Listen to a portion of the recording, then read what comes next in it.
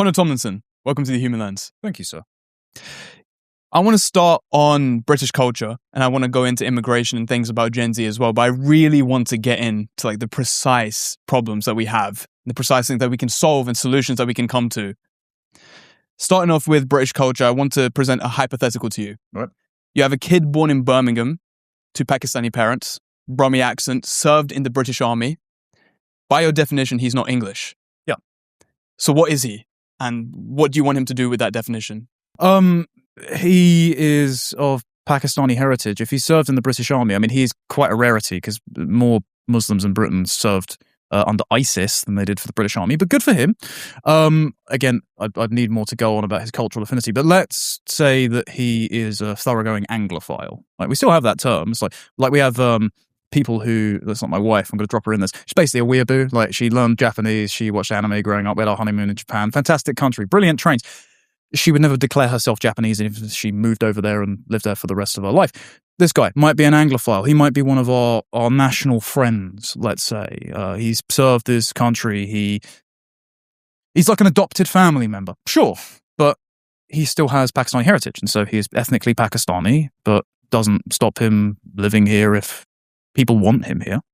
So does that mean there's no route to actually becoming English? Yeah. Other than being birthed in the country? Yeah, or no, not birthed in the country. As long as you have at least one English parent, or if you want to be British, it's English, Scottish, Welsh, or Irish parent, then yeah, sure, you have a claim to the land. You've inherited it. Okay, can we make a distinction here between British and English, or are they kind of the same thing? Well, British just means, are you English, Scottish, Welsh, or Irish? Okay. And it did until 1948 when they decided to broaden it out to the Commonwealth to make the best of the Windrush crisis.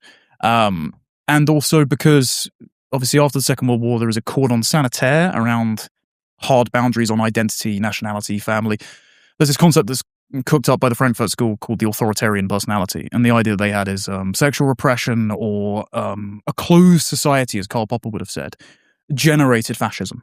And so everything has to be open, pluralistic, tolerant. You can't have any hard borders around anything. Otherwise, you start wearing Hugo Boss and goose stepping down the street. And obviously that's absurd because we, as a country, had all of those thick loyalties, those concentric circles of identity, family, community, congregation, and nation. And we found ourselves on the opposite side of the Germans of that particular conflict. So magically, you don't just morph into Adolf Hitler. Against just sort of causing offence to people and wanting to include people, that British distinction was created, but I think it's an artificial distinction. Okay. If we are differentiating people from English and British and the door sort of gets shut at birth, don't you think you're creating a permanent underclass? And don't you think that'd be also a bit unstable? No, because I think if you think about these things in like very abstract categories, so for example, anyone can just identify as British.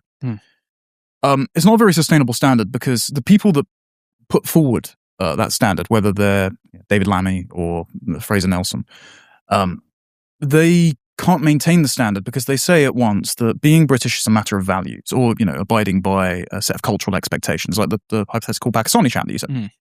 Or it's a matter of birthplace. So you don't actually have to abide by the values. You can just be born on the soil. Like, for example, the other day, David Lammy found it was really funny to say that Vikram Digwa, the man that married Henry Novak, was a Brit. So it had nothing to do with mass migration. So you can murder a guy and still be considered British, but you have to abide by British values to be British. Or it's someone who comes over and then is given the appropriate documents by the state, either the Conservatives or Labour or whichever other treacherous party.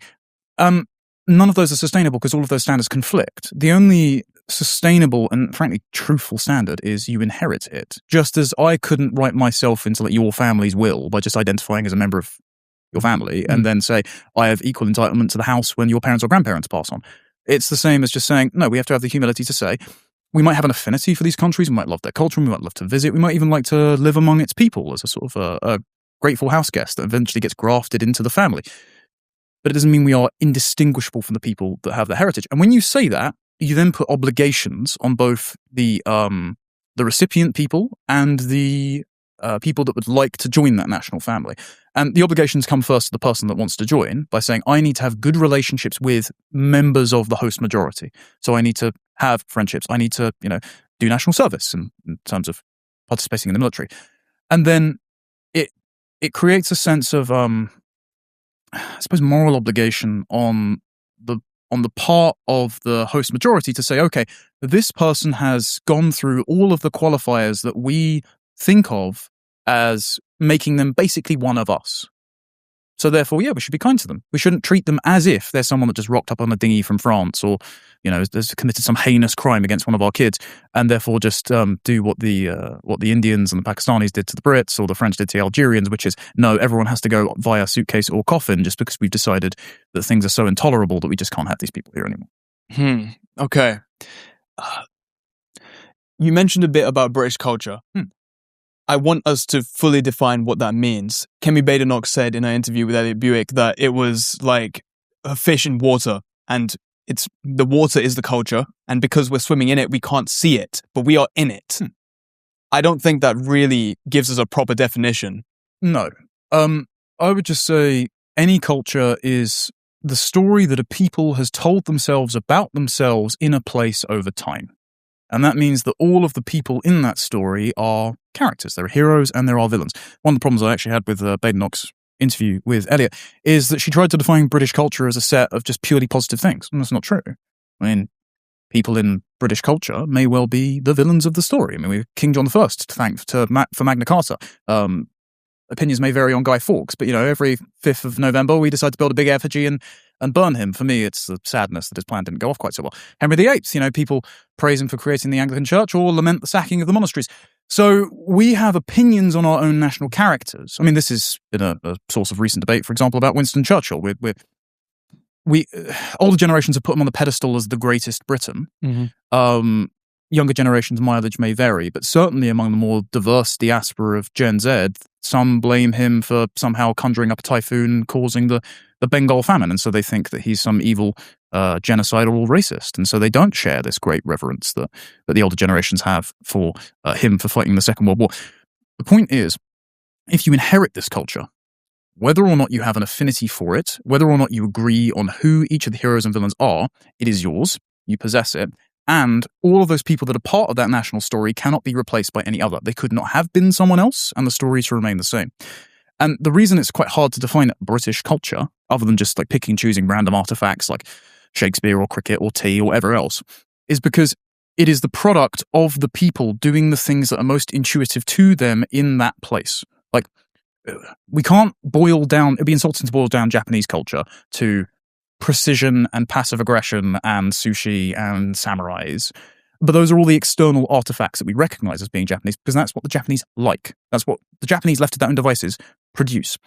George Orwell had a good remark on this, and I think it's actually worth contrasting with someone who claims to have the patriotism of Orwell, which is our current Home Secretary Shabana Mahmood, who herself insists she is English despite being born to 2 Pakistani parents and being brought up in Saudi Arabia, and saying that Islam is her guiding philosophy and is the reason why she's in government. I believe her. She quoted George Orwell's Lion and the Unicorn.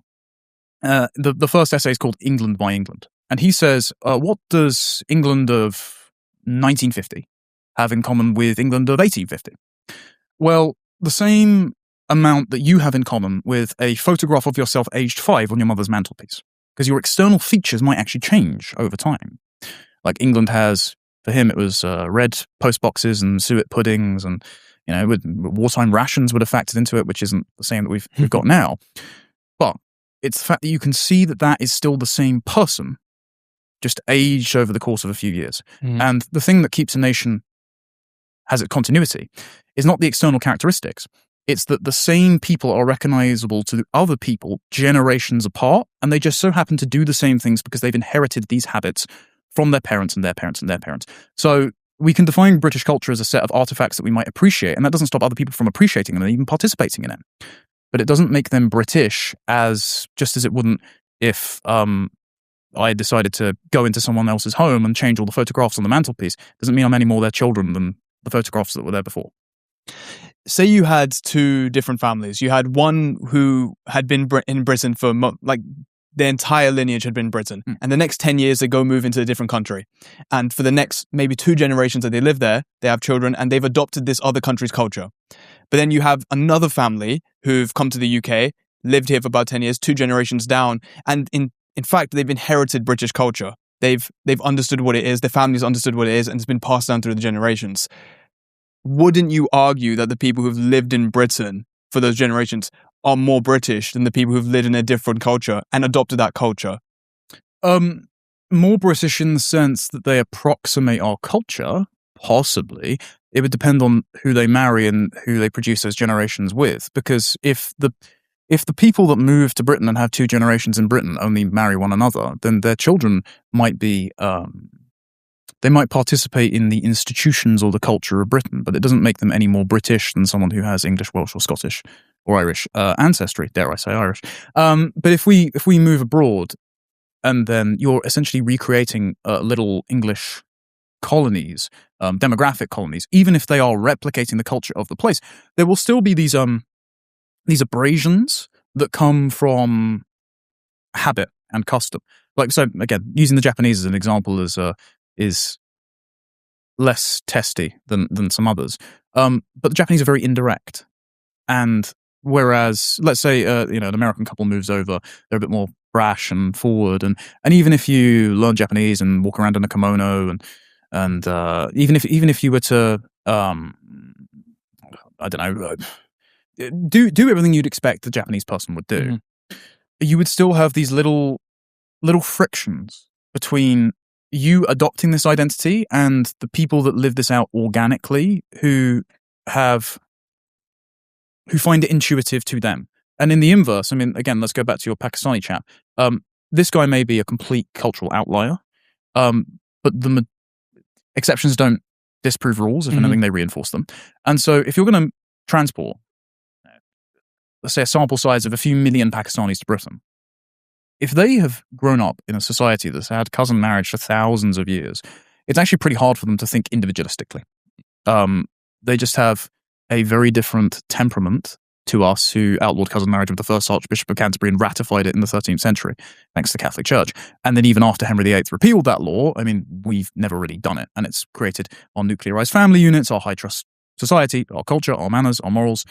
And so if you import a very clannish, collectivist-minded population into our country, even if they interface with British institutions, even if they go through and adopt elements of British culture, their reflexes and habits will, on the whole, still be different. And also, the idea that more than just exceptions actually do this buying in, it's all well and good to talk theoretically, but we've kind of already seen what people do when they do cluster together, and that's they don't adopt an alien culture, and I'm not surprised because it's not habitual to them.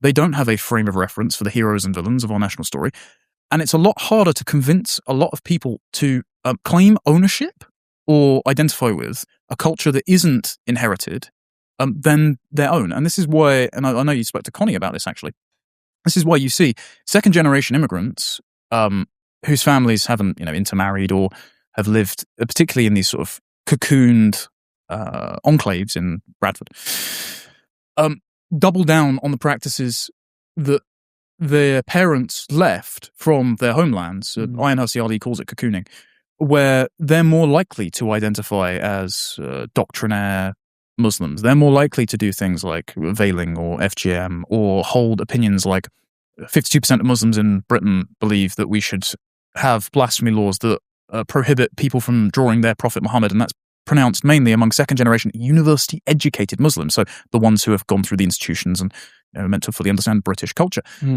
So as much as it's useful to have these sort of hypothetical examples, we're not in the realm of hypotheticals. We're actually in the realm of having a great big problem that we don't know what to do about, and more people talking about integration seems to me an insufficient solution. Do you think integration is possible? Do you think we can integrate different cultures, specific cultures? I know there's a lot of commotion around not being able to integrate, say, Islam into the British culture. What about cultures from different areas, like Hindus and Sikhs, for example? No. What you get is you might get a relationship between peoples. It's kind of like a chord. But what that takes on is the aspect of a dominant majority that permits colonies on its soil and has often an uneasy relationship. And then what ends up happening is the state starts mediating relationships between the minority and the majority and creates a series of special protections and carve-outs to accommodate the majority. And we've seen this in 1933, there's an official recognition of the ability for halal and kosher slaughter in Britain. We've seen this with the recent debate around the banning of the curb ban and the removal of special exemptions for Sikhs. One of the problems that actually results from that is even if those groups are fundamentally incompatible, let's say Muslims and Sikhs, Sikhism came about on the Indian subcontinent because Hindus and Muslims were going to war for hundreds of years and the Sikhs decided to be a warrior sect and often fight against Islam. What you see is a banding together of minority groups that would otherwise hate each other in their nations of origin in order to continue to benefit from these special legal exemptions, this privileged status. And so we've seen in the aftermath of the murder of Henry Novak, quite a number of Sikh organizations and even individuals come out and try to run interference for the complicity of the family in the murder, suggest that Vikram Digwa was not intending to kill Henry Novak, and some even calling for the defecation on Henry Novak's grave in the last week or so. Absolutely abhorrent. And the reason is, this is sort of saving collective community face and tribing up to ensure that one group doesn't lose their special privileges, because if they lose it, then every group can lose it. I mean, we've seen the same thing, for example, so this is a group that is often, here's where I get you demonetized on YouTube, I suppose. This is a group that is often held up as an example of a very integrated minority, which is Jews who have lived in Britain for a few hundred years. Many still obviously marry other Jews. There is a community of very doctrinaire Haredi or Hasidic Jews who take a lot of welfare in North London. This is something that we see in America. So, when we talk about burdens on the taxpayer, that community doesn't often come up. But I'm not trying to be mean. But for a community who have been persecuted by Muslims, for example, for a community who complain about the post-October the 7th marches, the Nakba March or the pro-Palestine marches, when there is a effort to crack down on the unique indigestibility of Islam, you will see Jewish groups or prominent Jewish individuals like Danny Finkelstein come out and say, well, if they come for one of us, they're going to come for all of us. So we need to band together. We need to stand together against the far right. Now, far right is not a particularly ideological term. You keep hearing Keir Starmer say this. Far right often just means the native British people who refuse to have their identity expanded beyond anything concrete and then integrated into the multicultural system. So British people who say you can't just self-identify as British, and therefore that means that I have a claim to possess this country and I should be put first in my own country, just as other people are put first in their own countries. They see that as the real enemy because it is much harder to make special pleading for minority groups in a country that is owned by a self-conscious majority than it is if the state sits as umpire atop all groups that are technically on a level playing field, but that are morally susceptible to the pleading by minority groups as being oppressed, and therefore they get special privileges. So, going back to integration, the reason integration largely doesn't happen is because groups have interests, and the groups, therefore, if they have interests, they band together to pursue power to redistribute resources and recognition to their interests. And so if you have a group that lives apart from the native population, then they are necessarily a group that comes into conflict with that population. You can have individuals that, I prefer the term assimilate rather than integrate, so quite literally, they marry into the tribe. But the example that's been used frequently is Ruth the Moabite in the Bible.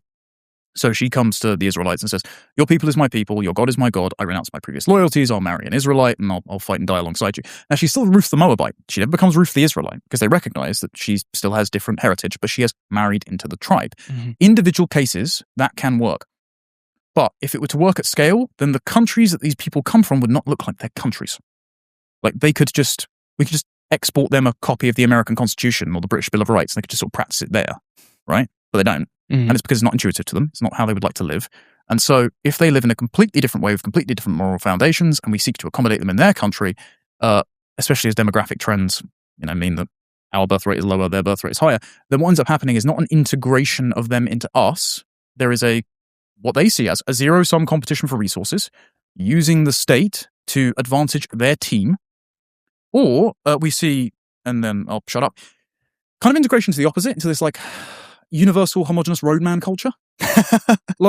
I've seen your friends are laughing at me. I've seen quite a few young lads who act as if they're part of a drill rap gang with their pants halfway down their arse. And, it's just like, lads, you are the heirs to Rome, the British Empire. You are the heirs to the greatest civilizations that the world has ever known.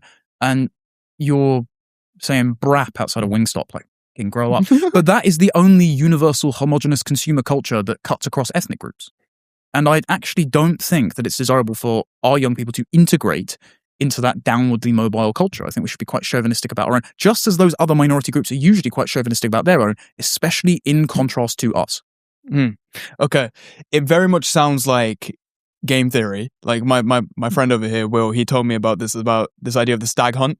And essentially, if you imagine a bunch of wolves who are going to go hunt for food, if they all individually went to hunt, they would bring back less food than if they all went and hunted a bigger animal. Yep. And in this case, this is exactly what it sounds like, where you have tribes banding together to sort of get the best privileges.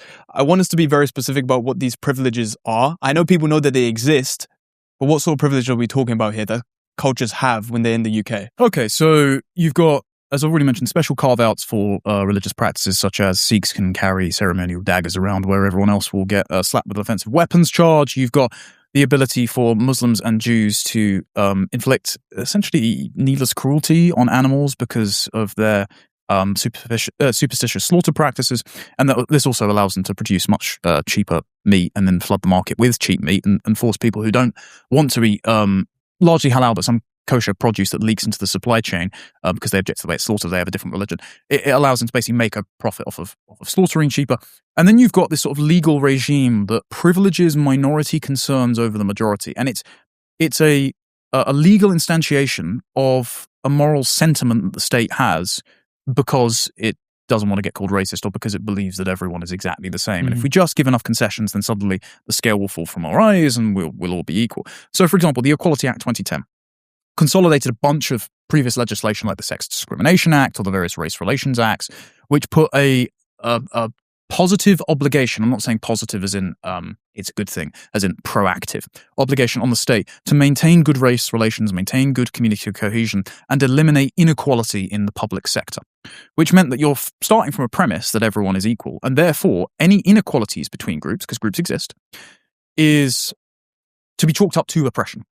And so the state must proactively intervene in private relationships or through preferential hiring or through policing certain groups harsher than others to achieve an equal outcome on a spreadsheet, which grants groups that, for example, produce a disproportionate amount of criminals a privilege where they get under-policed, whereas it invents offences such as holding a negative opinion of said group that happens to produce criminals and proactively polices that, which is how you get people being thrown in prison for longer sentences for imprudent tweets than you do for sex offences. It's how you get a greater level of knife crime and black and white lads getting stabbed alike because black men are overrepresented both in knife crime and therefore in stop and search. And so if we want to have a less disproportionate overrepresentation in stop and search, well, we just don't search them. And then everyone gets stabbed. And the very existence of these hate speech laws is itself a privilege because the state is saying you can only hold a positive opinion of the groups that we brought into this country despite you voting against immigration every time it was on offer for the last 50 years. So I don't know many sane countries throughout history that have demanded that their population not just pay for their own demographic substitution, not just face longer prison sentences than the people who don't need to be in the country committing crimes, but who demand the citizens speak affirmatively about said groups. Because it was sort of Jordan Peterson that I think for a lot of men of our generation that brought us around to a sort of political consciousness. But one of the things that he distinguished in his famous trans debate was that if there was a piece of legislation that prohibited certain legislation, okay, you can kind of get by that by being clever with your language. It's not nice. You live in a totalitarian country in that regard. But if there is legislation which proactively compels you to say something, it's positively Soviet. And we actually have that in Britain. Because if you want to be sure that you can avoid a prison sentence or get hired in the public sector, you have to say nothing but lavished praise on the state's client groups. And I guess the reason that I'm sort of pariah in many places is because I refuse to comply with that. And if you refuse to comply with that, suddenly you lose all your privileges. I want to go through each of the things that you mentioned that were privileges. Right. So the ceremonial blade, for Yep. example, I've heard that it's supposed to be blunt. Does that change it at all? No, it's not supposed to be blunt. That was a proposal that they said maybe we could amend the law to ensure that it's blunt. But also, so I wouldn't object to people being able to carry around pocket knives or pen knives, just as the Americans have concealed carry. But have you noticed we don't get mass stabbings from the Boy Scouts? Boy Scouts did. They carried blades for a very long time, but it's because they had the appropriate discipline with it. Instead, what we do is we police the native population and don't allow them to carry, especially because the police want to rebalance their stop and search statistics. So if you are carrying a penknife around because you happen to be a carpet fitter, you might get patted down and slapped with a weapons charge.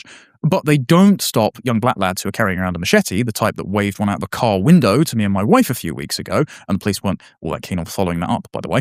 I assume because they want to balance their crime statistics. So what ends up happening is the people who are most likely to show discipline while carrying those weapons do not carry them for fear of being disciplined, and the people who have no impulse control are let scot-free. It's the concept called a narco-tyranny, where basically the government relies on you to abide by the law, and you abiding by the law, whereas other groups that don't abide by the law then break it and face no punishment, manufactures consent for the state to expand their power because the state has brought these people in, it's policed them less, and so out of desperation to keep your family safe, you'll vote for the state to expand its power, and it's just a perpetual cycle. Mm-hmm. So anyway, I'm ranting. And then moving on to the it was the haram, the halal and kosher slaughter. Halal, yeah. There's a lot of controversy around the way the UK does it as well. I don't think we're innocent in that sense because there's a lot of gassing of pigs that's happening that isn't exactly ethical either. Yeah. So don't you think you're throwing rocks at a glass house? No, well, because I'm not really in favour of factory farming or sort of horrible practices. And sure, I'm happy to have those sorted out. But if something profanes our prejudices and preferences, then we shouldn't put up with it. So that specific example is because there is it's not just a matter of procedure. It is us saying that there is a different moral and cultural system here that we consider to have equal validity to our own, even though if that was practiced nationwide, our country wouldn't remain the same. And so if we find this justification for how animals are treated to be objectionable, then there's no reason why we shouldn't just say, okay, we stop granting you that special privilege. It's only because politicians are susceptible to that special pleading that privilege is even there in the first place. And so I'm more than happy to talk about sort of like or support the redressing of procedural problems with animal welfare and farming, but that's a different justification for carve-outs given to religious minority groups.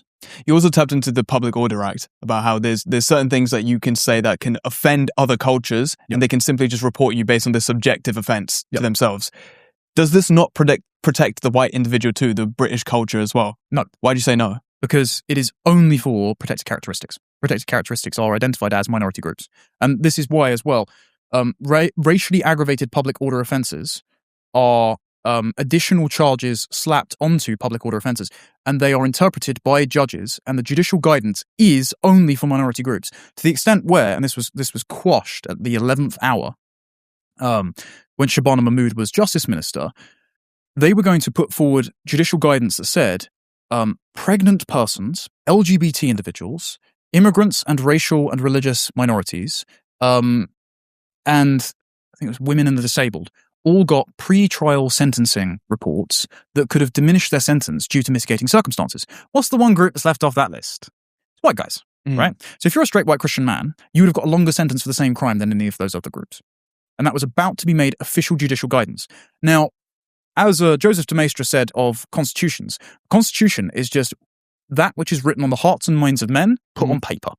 So the problem we have is actually, because the Judicial Appointments Committee is an ideological body that was brought in by the Blair government, all of our judges are appointed by other judges. And the judges obviously go to university, they train, they get marinated in a certain ideology, and so the judges bring their biases to bear on these cases, and so they're not going to take forward a case that says a white guy's been racially abused because they believe that racism is power plus privilege and you can't be racist to white people. Because they have power and privilege. According to their bizarre ideology, yeah. What sort of power and privilege are they referring to here?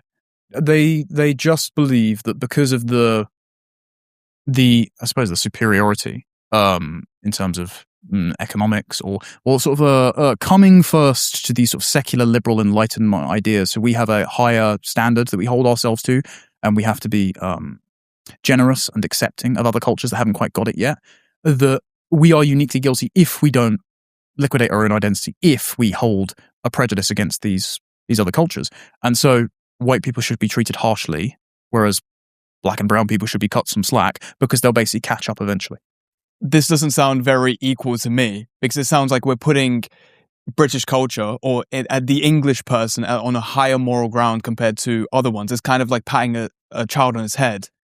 Yeah, so this is clearly they have a preference for their own culture, but they just think it's a sort of universal, self-evident set of moral goods. This sort of, as ironically, as Badenoch said, the water in which fish swim. The reason they think this is because, and this is a sort of a rule I have, if someone says something that you don't quite understand, go looking for the blank slate as a underlying supposition of what they're saying, and you'll find it. So the recent discourse around Henry's murder, again, the all-consuming conversation. What do the politicians always say? Don't cause division. I happen to think that I'm rather divided with communities that produce violent murderers and then conceal the murder weapon and attempt to cover it up. So the actions of this community are what divides me from that community. But they believe that it's Elon Musk and my podcast and posts on X and people standing in the street going, we shouldn't have a bunch of foreign murderers here, that is actually causing the division. And so their premise is, if it weren't for the far right, if it weren't for people talking about this problem like me and you, everyone would be united. And it's because they believe that we fundamentally are the same, as in exactly the same. That all cultural differences, all education outcomes, all economic disparities, all differences in the violence of our behavior are purely cosmetic, optional, even down to skin color. It's basically like a video game skin, right? And if we just redistribute resources, have the same education, we're acceptable, we are sufficiently ideologically enlightened, then eventually there'll be no more crime, there'll be no more inequality, and we'll live as if we're in the Garden of Eden. And this idea is latent in various liberal philosophers, particularly Rousseau and Locke. But even if they haven't read that, they fundamentally believe it, which is why they're obsessed with equality, it's why they're obsessed with division, it's why the real enemy is the far right, who dares to have an identity that isn't liquidated into this sort of universal equal sludge. And so when you say, oh, it doesn't sound very equal, they define their philosophy as the sort of the instrument that transitions us all into utopia. And so procedural discrimination in the present is the means by which you rectify these non-natural imbalances and inequalities to get us to a place of equality, and then we won't need to do it anymore. And one of the people that actually put this in a way that we can understand inadvertently, it's a guy called Ernest Gellner. He was a Cambridge scholar of nationalism. He was kind of against nationalism, actually, but he wrote a very good book on it called Nations and Nationalism. And in it, he explains the mindset of 19th century leaders who were redistricting Eastern Europe. And he essentially said that they thought that pogroms and rapes and ethnic displacement and murder and genocide and the redefinition of national borders and identities was the price they had to pay for a harmonious society. And so that procedural discrimination is essentially tolerable to our elites who think that they're going to be the ones to usher in utopia at the end of it. I want to touch back into the British culture. You mentioned that it was something that if you look like a five-year-old picture of yourself compared to now, the external is sort of changing, but the sort of fundamentals are the same. Yeah. Are you arguing then in that case that British culture is something that can be changed, is something that's malleable, something that can flow with different cultures entering the country? I'll bring up a biblical injunction here. Obviously, by your fruits you shall know them. So over time, a tree can wither and wilt to produce good and bad harvests, but a plum tree can't produce apples. And so the nature of a thing has to remain in order for it to be the same. You can't just play ship of Theseus with your demographics and expect the ship to be the same thing at the end of it. Mm-hmm. So yeah, you can have elements of you can have variation in the tree, but it can't become another tree entirely. And maybe to stretch the gardening analogy, because it's the only thing that keeps me sane, If you've ever grown a salix tree, you have to graft it onto something else. Okay. So you have to graft it onto like a cutting of a pear or an apple tree, because I really love fruit trees because it's really vibrant sap. What ends up happening is, though, the salix takes over the apple tree. So you can't grow apples out of the stump. Mm. And so if you do want to graft another culture on, it becomes that zero-sum game, and one gives way. And we are currently in the process of sort of a clash of cultures and identities. And I think one will have to give way to the other in the question of who is our country for. Some people will call you xenophobic for that. I don't care. Tapping into the immigration question as well, there's a lot of talk around mass deportation, about getting rid of loads of people. And I agree with you that if we have lots of people entering at the millions into the country, they're going to bring their culture with them, as this idea of cocooning, as you said. And there's no incentive for them to integrate into British culture. What does mass deportation actually look like? Because it's this word that's sort of chucked around. So how do we know who we're deporting? How do we know who we're keeping in the country? And I want us to be very specific on this, because I talked to Montgomery, and obviously he had the slogans of, if they're in the prison, then they should be sent out. Why are we paying for foreign nationals who are in a prison system? And if they're mumping off the welfare state, I want to hear what that actually looks like. So, I hope to be a bit more of a details guy. Okay, so he is correct in that the easiest ones to do are people in foreign prisons. I think it's about 11,000 at the moment. And on a moral principle, just all illegal migrants need to go. Now, I understand that some politicians think this is a political impossibility. However, it is a necessity if you want to have a country of laws, if you want to regain possession for the English British people, the policy of their own country, then you need to ensure that actions have consequences. And if you break into our country, just like if you break into my home, you should be expelled. I think at the moment, the last estimate, so there are a bunch actually. So in 2017, there was 1 in every 17 persons in London was an illegal immigrant. I think that was about 1.2 million. I think Pew Research estimated between 1.2 and 2 million in about 2019. Also in 2019, a former Home Office advisor said about 150,000 people overstay their visas every year. Now in 2019 numbers, I think there were about 300,000 to 400,000 people coming in. So that was about half to a third of the levels we've seen since COVID, since the Boris wave. So that you can only assume that there's hundreds of thousands more people that are illegally overstaying their visas. Yeah, I've got the numbers here, actually. So it's that 1 in 30 people currently in the UK arrived here within the last 2 years. Yes. So the breakdown here is that in 2023, 1.2 million came in, 532,000 left, which is about a 685k net. And then you had in 2022, 1.2 million came in, 557k left, about 600k net. And some British people came back. You can put that maybe a bit less than 100k, maybe around 100k. It's about 80 to 90k, I think. Yeah. And 1.1 million every year, roughly. That's 2.2 in 2 years. UK's population is about 66 million. That's about 1 in 30. Well, yeah. So it's been about 6 million immigrants in 6 years. And there's cause for suspicion as well, because the UK population has been pretty static around sort of 60 million for the last how many years, despite the number of illegal migrants we know are here. And also the 67 million estimate was pre-Boris wave. And even pre-Boris wave, we had the supermarkets and sewage companies and mobile phone contractors estimating there may be 10 million more people here just because of the level of consumption. Yeah. Okay. Yeah. So we're likely at a population composition of the moment of about 35 to 40% non-white British. And among our generation is the more alarming statistic. So I've got 2 kids on the way. Mm-hmm. I've done my part. And I was looking at the demographic breakdown recently from the ONS of birth rates. And in 2025, 53% of live newborns were to white Brits.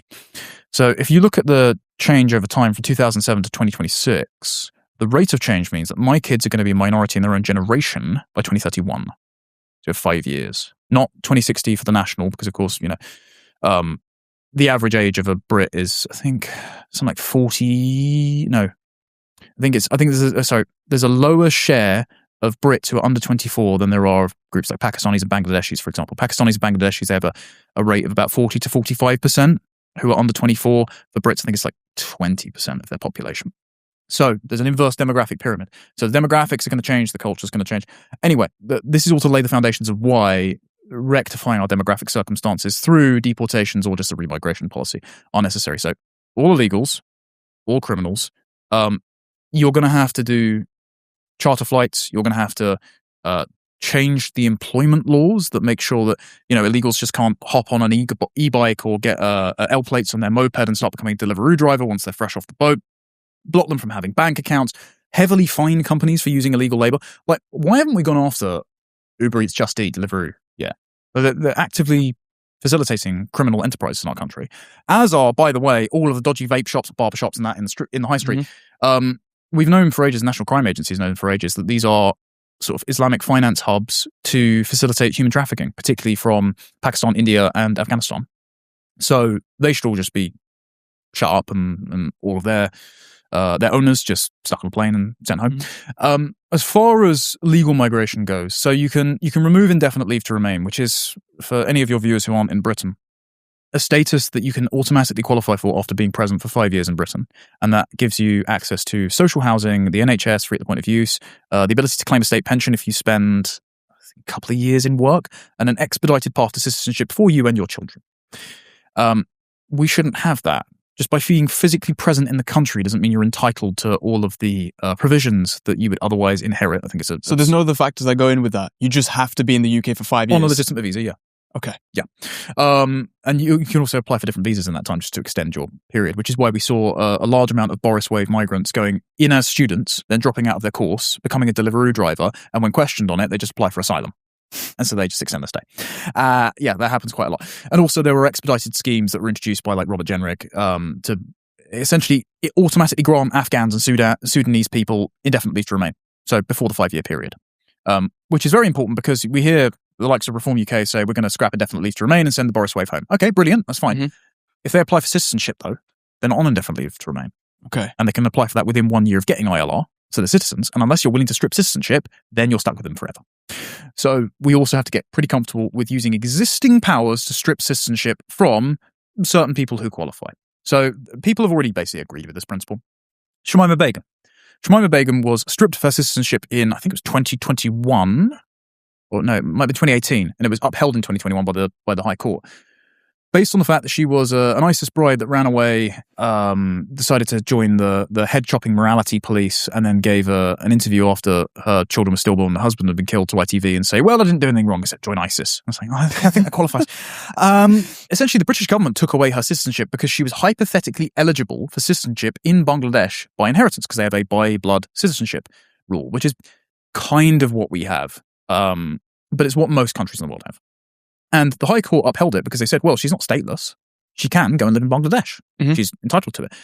That can happen in many other countries, as well as we can use our diplomatic leverage. We can cut foreign aid. We can sanction certain countries that don't want to take back their foreign nationals to ensure that they take them back. So, for example, one of the darkest, I would say probably the worst scandals that's ever affected our country is the Pakistani rape gang scandal. And one of the reasons it's so dark is because it's not isolated to a few bad apples in the Pakistani community.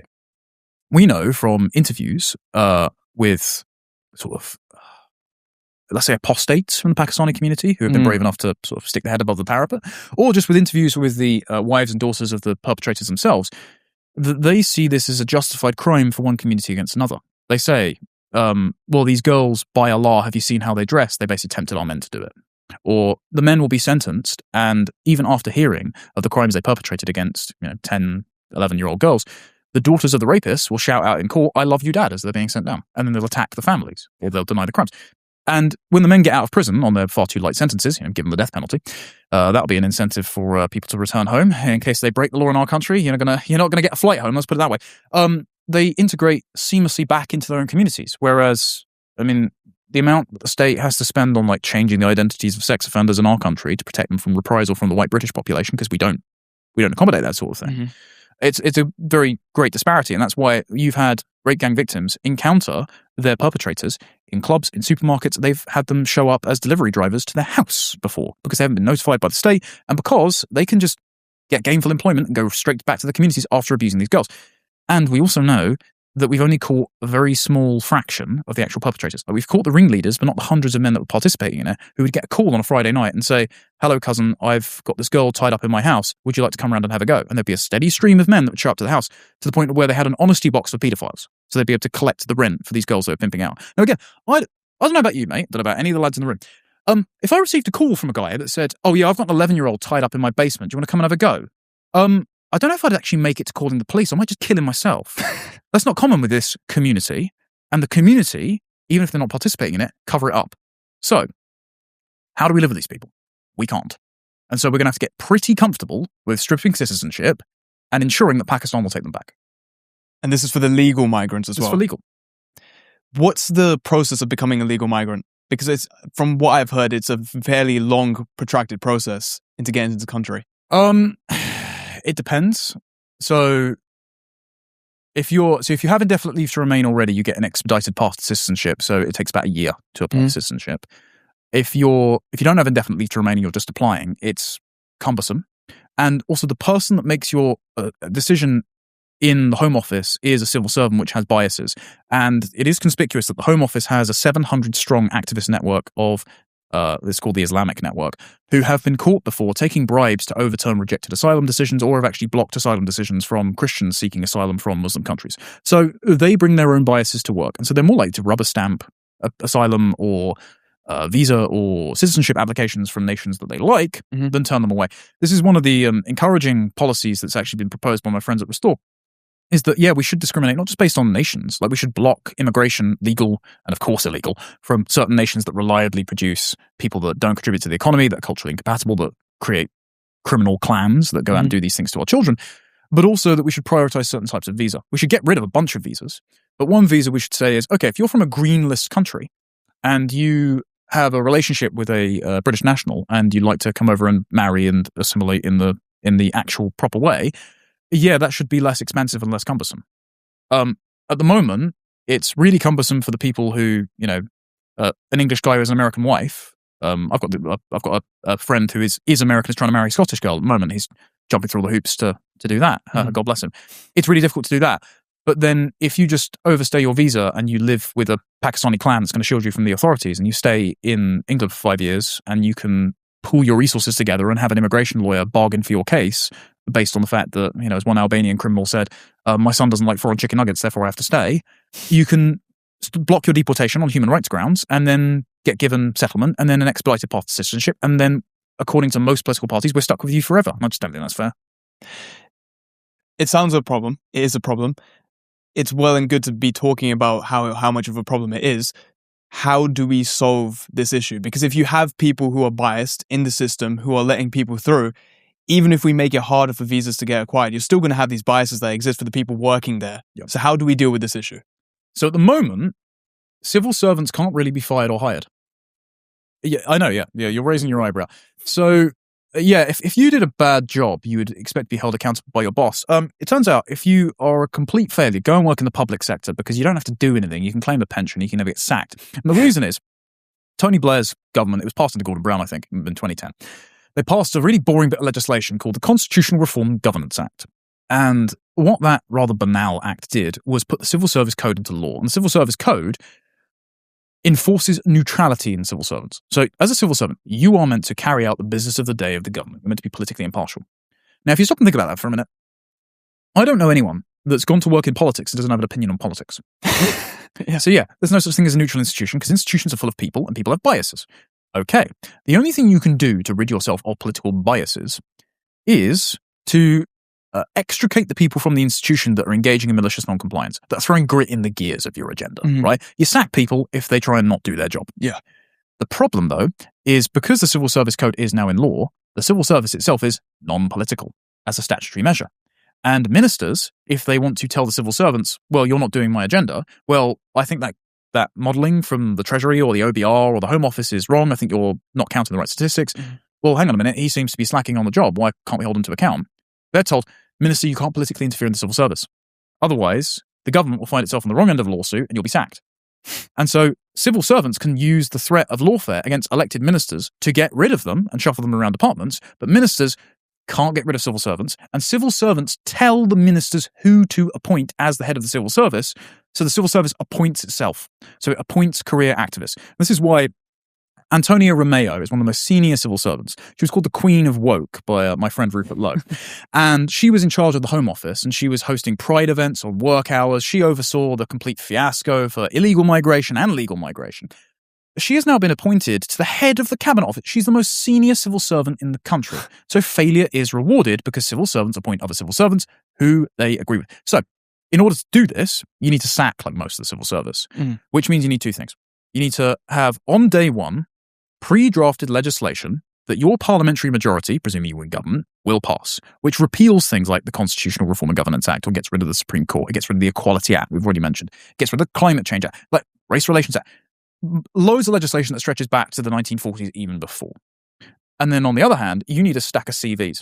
You need enterprising, well-educated, independent-minded, loyal young people to come in to these institutions, hit the ground running, gain experience carrying out your agenda, and then you basically train up the next generation of civil servants on the job. And this is something that is successfully done, not as much as I'd like, but successfully done by the Trump administration. So on day one, Trump had this massive stack of executive orders, right? He went straight from the podium where he's giving his inauguration speech to sit down at the desk and sign them off. Problem is it didn't get written into law, but that's the American system. Under our system, if Parliament passes something, they could declare the sky is green tomorrow, and we'd all have to say that it is. So there is no checks and balances system in Parliament. We can just pass all this legislation and get it enacted. But what Trump also did was he had a series of CVs on file from aligned institutions like America First Policy Institute, Heritage Foundation, particularly American Moment. And he took those and he used them to staff 30,000 executive positions that he could replace. And so that meant that a bunch of young guys who had been working on policy and spent 4 years in the wilderness when Trump failed to win office a second time, be diplomatic for YouTube, they then went into those institutions and hit the ground running. And they had no vested interest in keeping the original people there, the original order in place. And that's why we're hearing out the State Department now things like white flight is a human rights violation, why the State Department are putting out tweets saying Henry Novak's death was symptomatic of civilizational decline in the Europe that's lost faith in itself. We mourn for his loss and we urge politicians to get rid of two-tier policing. It's why they're concerned about incursions on free speech in Europe and the UK. It's because our guys are in the State Department. And you only get your guys there if you sack the ones that ruined the country before and replace them with a bunch of patriots. So what the hard work that needs to be done before a party wins government is pre-draft this legislation, also select candidates who are of sufficient courage and character that they will actually pass your agenda. You can't just do what the Tories did and basically corral a bunch of degenerates in with sexual blackmail and compromat. And then you also train up young people and wait until the day where you can just hire them in your department to enact your agenda and just boot out all of these activists and ethnic partisans that are ruining the country for the rest of us. What's stopping that from going the extreme the other way, where we have real people with really extreme views not having that some sense of equality between people who have different skin colors, for example? Because you could have people who are genuinely just full-on racists being in the civil service. How do we stop that from happening then? You would just have to... Well, I would assume that the program that you put together would attract a certain kind of person. But I would just contest the idea that it's a binary between extremes of having a preference for your own ethnic in-group if you're a non-white minority, and then just arbitrarily hating non-white minorities. I would think instead the proper thing to do is to recognize that it's actually kind of natural for most people to have a preference for their own community, their own heritage, their own people. And that's appropriate in their own countries. And so for us to have a preference for the priorities, the prejudices of British people and put them first in their own country is the right thing to do. That doesn't mean just like arbitrarily mistreat people based on the color of skin. But if you do put the locus of concern in those people again, then the people that we've already referenced for the sort of edge cases that are Anglophiles, as it were, or members of our, adopted members of our family, they'll go, well, yeah, of course I want the British people put first in their own country because that's why I wanted to live in Britain in the first place. So they won't object to that. And I do think as well, if people are concerned about the growth of, I want to avoid using the sort of typical magic words like racism or bigotry, but the growth of mistreatment or inconsiderate treatment of people based on skin color, then I would encourage them to get a grip on the problem now, because the worse the problem gets, the more inconsiderate people get. And we've already seen this with like the street level skirmishes in the aftermath of the attempted beheading in Northern Ireland, where people are chucking flaming wheelie bins about and setting cars on fire and that. if you drive people to desperation, I don't condone violence, not least of all because if you engage in it, you're going to give the state an excuse to throw you in prison. And look what happened to Peter Lynch. He died in there, blimey. I don't condone violence, but if you want to avoid violence, don't drive people to desperation. If you want to avoid people thinking in sort of abstract categories like, we must be 100% white, all blacks must go, all browns must go, etc. Sort of lowbrow ethnic prejudice. If you want to avoid that, then you need to stop the problem at a place where we can make distinctions based on behavior and loyalty and moral consideration of individuals, rather than driving people to a place where they feel that their back is against the wall demographically and they're just going to press the everyone must go button. Because if you boil it down to a choice between you're going to become a hated minority in your own country and probably go extinct anyway, or you have to mistreat 10% of ethnic minorities who are really loyal and lovely people. Mm-hmm. I know some people, of course I do. I don't want them to be mistreated. But you can get rid of the 90% aren't. People are going to press that 90% button and be willing to overlook being inconsiderate to those nice people in order to get possession of their country back. So if people want to gatekeep against that, gatekeep's probably the wrong word. If people want to ensure that inconsiderate vision of the future doesn't come to pass, then solve the problem now and focus on solving the problem rather than worrying about what names you might get called. With this conversation around mass deportation, sending people back to their country, what problems are they causing? Let's go through each one of them for Gen Z, for example, and we'll then go into how do we solve this? How does deporting them solve the problem? But what problems are we facing right now? We already talked about the crimes. Obviously, that's happening. But what other things are we facing? Okay, so there's a reason that lots of young people are drawn to the Green Party.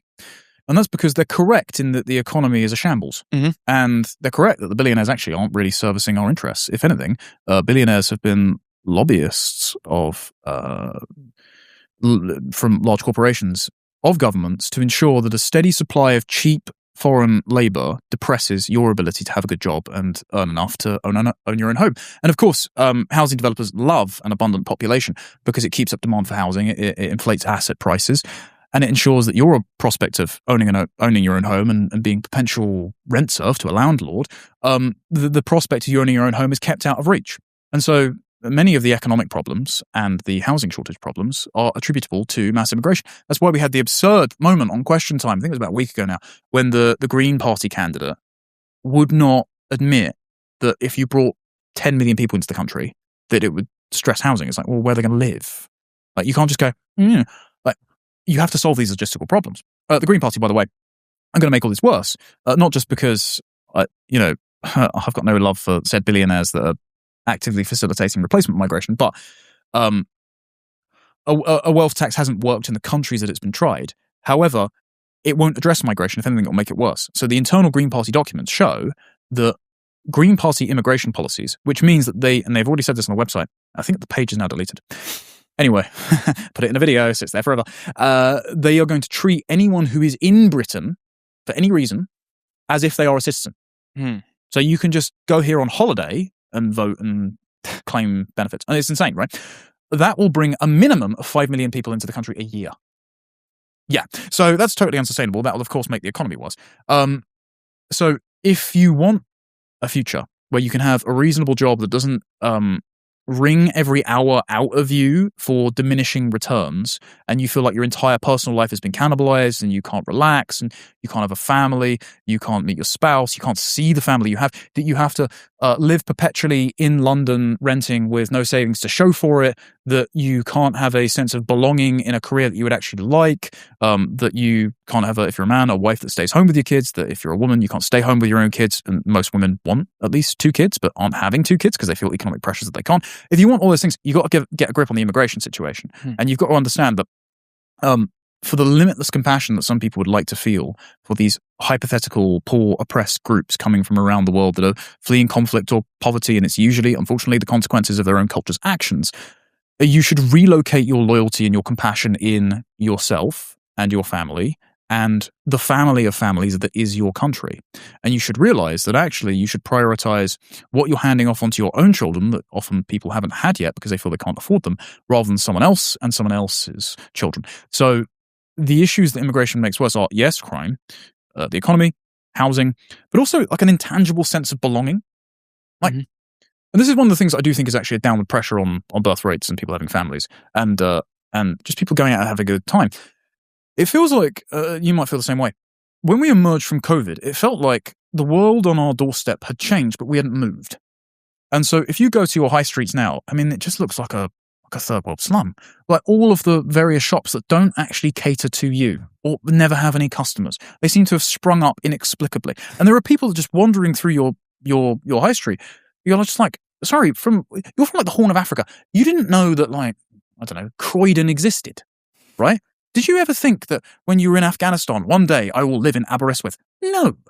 How did you get here? Someone brought you here. Someone imposed you on me. And I don't know what you think. I don't know what you do. You're not predictable. You come from a completely different frame of reference from me. And so I have to be on guard at all times, walking around in a place that before was just kind of comfy and cozy to me. And people want to regain that sense of not just possession of their own country, but a feeling that they belong in their own town again, that sort of psychological ease that you feel when you're around people that you can basically take for granted. And that diminishing of a high trust society, and it's something that, social sciences have known about forever. I'm sure you're familiar with Robert Putnam's work in Bowling Alone. We've known this for ages. The diversity is not our strength. It's fundamentally our downfall. And so if you don't address that, you're never going to feel like you live in somewhere that feels like a home again. Gotta say, with those little stores popping up, I do get cheap energy drinks, so that's a bad habit you should break. I mean, that being said, you give me a tonic, but one, they're not cheap, Chris. They're not cheap. Number two, they've got better ingredients than the crap that is on the shelf. And by the way, you shouldn't do that because loads of them are fake. What? Yeah. So there was a massive raid. There was a teen takeover. Which teens? Of Oxford Street in like 2023, and they raided one of these American candy stores. And it's because they're all money laundering fronts, right? Yeah. But they had loads of pallets of fake cash. But then after they were raided, loads of the trading standards authorities did an audit of the place, and they found that most of the chocolate's fake. What the? Loads of the cigarettes sold by loads of these fake. How can chocolate be fake though? They've like taken like dairy milk chocolate and chucked it in like a Wonka bar. Yeah. Like they just got like cheap crap chocolate and repackaged it. Oh, what the hell? So you don't actually know what you're buying. Same with the cigarettes. Loads of the cigarettes are counterfeit, and loads of the vape pens that they've been dispensing are not up to the standard that they're meant to be sold to. I see. Yeah. I mean, I don't advise anyone does that anyway because it's just poison and it's kind of gay. Like, why are you walking along with a big puff of like blue smoke around? Anyway, enough shaming. Point being, don't be a patron to these businesses. Actually, that's one of the things that I would advise people. Don't give your money to these places that are actively facilitating you being robbed of your country. Like, I refuse to use any of the food delivery services, mainly because the food's cold and crap and it's expensive. But why would I want to be paying some Bangladeshi on a moped who showed up yesterday, probably paid a people smuggler, and has been enticed here because he's seen TikToks of white girls that he thinks are available, to come over and then exploit our system? I mean, you shouldn't. So if you don't pay for these businesses, then you'll actually fix the problem a bit faster. I think it's easy to say, and it's also convenient when we're sitting in this conversation saying, hey, don't pay the Deliveroo drivers, but people are still going to do it out of convenience. That's just human nature. If we make something convenient, if I can just order a Wagamama and it just comes over to my place and I don't have to walk out to the store, it's going to be a bit easier for me. And a lot of people stay inside anyways. Like introversion is on the rise for Gen Z as well, so they would rather stay inside instead of going up, talking to the cashier, talking to someone to find a seat at a table, or going out with their friends.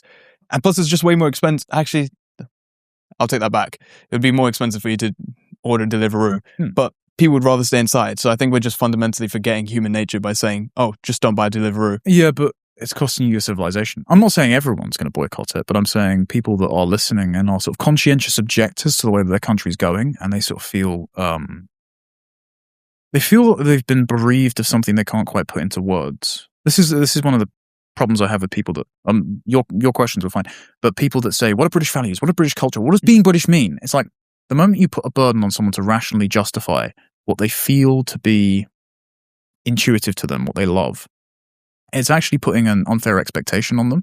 And in the inverse, there are lots of young people specifically, who feel like they belong to nowhere because they've never grown up in a place that feels familiar to them. And if you want to regain that sense of familiarity, then don't line the pockets of the agents of people that have deprived you of it since birth. I also wanted to agree with you with the entire high trust society thing. I was speaking to Jimmy the Giant, and I brought up this point to him about how if I walk around in public, like if I take a bus right now in this area of London, I'm going to listen to a bunch of people who are speaking to a different language to me. Yep. And that doesn't make me feel very connected or safe in the country I'm in because I don't know what you're saying. I have no idea. I have no way of understanding what you're saying. And I got called a xenophobe for that. Okay. And it made no sense to me because fundamentally, if you're not speaking the same language as me, I have no way of connecting with who you are as a person, no way of connecting with the community. The opposite of that is xenophile. So you love the outgroup. Having an outgroup preference is a world historical anomaly because every other group loves their own. I mean, if you look at rates of ethnic bias in juries, for example, is the reason that Lee Kuan Yew had to scrap them for Singapore. If you look at the conviction rates of white jurors towards black or minority ethnic offenders, it's lower. And it's because largely ideological biases have crept in and we're sort of taught to baby people. But if you look at conviction rates of black and minority ethnic juries of black perpetrators, it's also really, really low. But if you look at it of black and minority ethnic jurors of white perpetrators, it's higher. If you look at the social attitudes of black, non-Hispanic, white, Asian people living in America, of whites, they hate them. They really, and this is a real problem. There is a unilateral ethnic animosity directed at white people. But white people don't reciprocate because we basically take people as we meet them because we've had an individualistic high trust culture and manners and Christianity. And so if you are using words like racist or xenophobe or any other, all you're saying is you can't have an in-group preference, but they all can at your expense because they're largely here through taxpayer subsidies. And I'm sorry, your magic words matter much less to me than the society I'd like to hand off onto my kids. Because, I mean, if my kids are a hated minority in their own school and they're bullied by some ethnic gang, which has happened to other kids, if I look them in the eye and say, well, I was going to stand up against this, but Jimmy the Giant might have called me a xenophobe.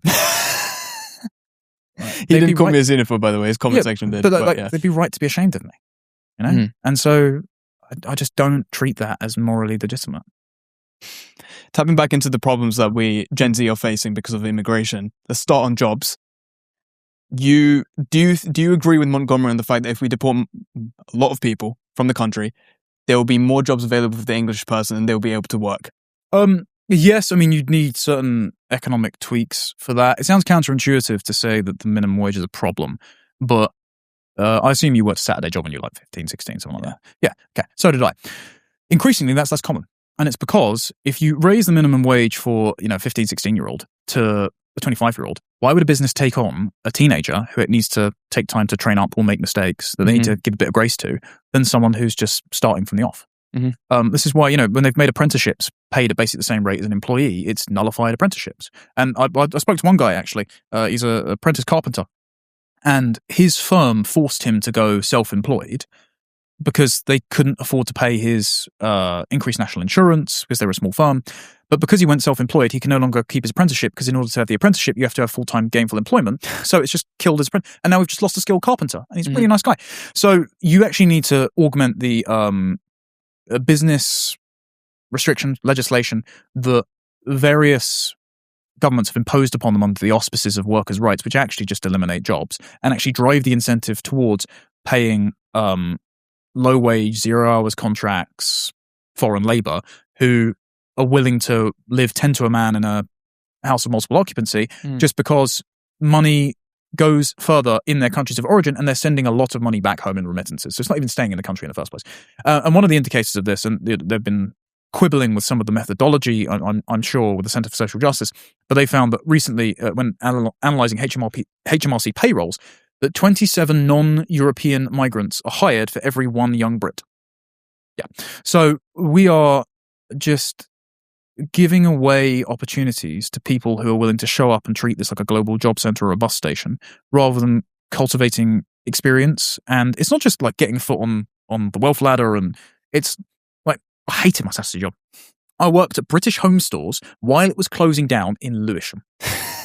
And, my character in that environment wasn't great. I also worked on the tills at Morrison's during the Christmas period. It's like I was, like a thrill seeker or something. Like I was actively trying to cost my own life. It taught me that I never want to go into retail, so I actually had to work hard. And it also meant that as a introvert who doesn't really like socializing, I actually had to be proactive with engaging with people, even when I didn't want to socialize. So it taught me some valuable skills. And you're depriving young people of opportunities for character formation and virtue. And that means that you don't have those young people who are capable of either self-discipline or the prerequisite character to act as custodians for your civilization. So there are all these knock-on effects just beyond the economy of depriving young people of economic opportunities in order to ensure that the executives of large corporations pay less in labor costs. To tap on the 27 to the 1 ratio that you mentioned, is there much more detail in that? Because what if the 27 people who were employed were much more skilled than the 1 British? The thing is, they're not skilled. So if you look at analysis of your average wage of your Indian or Nigerian that's come in, especially since the Boris wave, they're well below the median age of your average Brit. The skilled worker visa threshold was previously essentially minimum wage. Lots of these new jobs generated are in the gig economy, so it's Deliveroo drivers and Uber drivers and the like. If you look at the OBR analysis, if a immigrant from outside of Europe or East Asia, so mainly Japan, South Korea, and China, or the Anglosphere, comes into Britain, age 25, by the age of life expectancy, 81, they're going to cost the taxpayer £465,000 each in how much they take out. And that's not if they're born here. And if you look at Denmark and the Netherlands, second generation and third generation immigrants usually repeat the economic patterns of their parents. And you looked at the data from Denmark, Middle Eastern, North African, Pakistani, and Turkish migrants are never net tax contributors in the course of their lifetime. So we just know that these people are low-skilled, disproportionately recipients of welfare and benefits. They don't reproduce our culture, so that's a thing that you can't put an economic premium on. And as for the migrants that have come here, even from countries that have been traditionally net tax contributors, we're getting essentially the detritus of those countries. So we're getting the dependents of those countries that are coming in and filling low-wage positions in order to siphon off our wealth to their people back home. And as well, they are outnumbered by their dependents. So one of the most common professions for Africans, for example, is care. The Health and Social Care Visa was invented by the Boris Johnson government against the advice of the Migration Advisory Committee, who are very pro-migration. Mm-hmm. And they said this will be exploited by people from third world countries with often fraudulent qualifications, which has happened, to bring in lots of their family members. Nigerians are outnumbered 2-1 by dependents, Ghanaians 4-1, and Zimbabweans, R.I.P. Rhodesia, was outnumbered 10-1. And often they wouldn't stay in the profession. So Miriam Cates did an audit when she was still an MP, I think it was in early 2024, of care worker visas issued in 2023. And of 70,000 visas issued, only 17,000 positions were filled. So people would take the visa, vanish. Deliveroo. So unfortunately, we haven't been attracting the best and brightest. And you could kind of tell that, because if this really were GDP rocket fuel, if this really were economically prosperous, then their countries would be doing better than ours. If more immigration were the solution to our economic woes, then we wouldn't have any problems, and India wouldn't have any problems, but India has plenty of problems. Do you think it's a misalignment of opportunity? India might not have the opportunity that the UK might have to... Why? Well, it is the country's fault. But what's the country? Because the country is not just the landmass, right? It's the people living in it. So if America, sort of Goldilocks zone, right, were settled by Indian settlers, it'd be a very different country, but it wouldn't be nearly as prosperous, because the Americans went over there, and I say this as a Catholic, unfortunately, they had the Protestant work ethic. They believed that the fruits of their labour were proof as to whether they would be saved or damned, and so they worked their absolute hardest, and they made best use of this abundant wilderness that required a lot of taming. They created our high trust society. They created essentially England's best invention. And so if you drop people on a desert island and you allow them to disperse into their own areas, they'll create very different little colonies that will be relatively successful, but more than one another. So it's not that the soil of India isn't magic enough. It's just that Indian culture is inferior to ours, And that's the culture that's most intuitive to most Indians. Of course, not all. I know some plenty nice ones. I mean, there's like over 1 billion of them, so of course you can get some. So it just means that they haven't made as good a use of India as we have of Britain. And even if there are these exceptional people, they aren't entitled to come over and make best use of our country either. Mm-hmm. Like I spoke to some Christian Pakistanis last year. Poor lads, there's not many of them. And they said, "Yeah, man, I watch all your content and I agree with everything you say." And I was like, "Yeah, and you know what? You seem like a great person." And I said to them, "I hope that you run your country someday, because you would run your country a hell of a lot better than the people currently running it. But it doesn't mean that we should turn our countries into the repository for all the nice people in the world, because one, we can't vet all those nice people, and two, because then those countries are also inhospitable backwaters forever." So I think if you are an exemplary individual and you're currently in India and you think, I want to make my fortunes around the world, and actually it's evil, wrong, and racist if that world doesn't want to let me in. It's like, well, no, it's up to the people that live in that country as to whether or not they want you in there. And two, do your damnedest to improve your current country. And look, I don't blame you for finding it difficult, because you're probably outnumbered, but you got to start somewhere. Yeah, I reckon it's the choice between whether sinking with the rest of the sinking ships or saving your own and letting them the rest fall down. Yeah, I suppose so. But our country isn't a life raft for everyone in the world, and compassion is only worth something when you ration it. It's very easy to engage in luxury beliefs where you can dole out your compassion and never feel the consequences. And of course, this is the case for many voters, the Liberal Democrats who are like, yes, refugees welcome, but not in my massive garden in the Cotswolds. Or Green Party voters who, perplexingly, are often young women who have been taught to treat disproportionately stabby and rapey asylum seekers as if they're their own children, despite being the targets of this. But often people will extol these compassionate politics and expect never to face the repercussions. And I would just say, try telling diversity is our strength to the victim of the Rotherham rape gangs. If you can do that with a straight face, you're probably some kind of psycho and shouldn't be allowed anywhere near power anyway. There's a funny theory. I don't know if this is true, but it was going around a while back, where kind of controversial.